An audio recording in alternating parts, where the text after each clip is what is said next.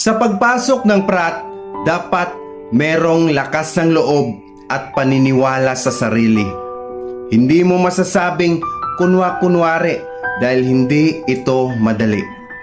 Wala namang negatibong pamamalakad na sinasaluhan ng lahat. At sa bawat prat, may tamang proseso, dapat tapat. Kung magkakamali man ng iba, sana hindi natin isinasalahat dahil hindi lahat ng inyong nakikita sa paligid sa mata ng batas ay may sala. Sa panahon noong ako'y inosente pa, noong ako'y bata pa, masasabi ko noon, hindi ako sasali, baka mapapahamak lang ako, wala itong silbing pinapasukan ko.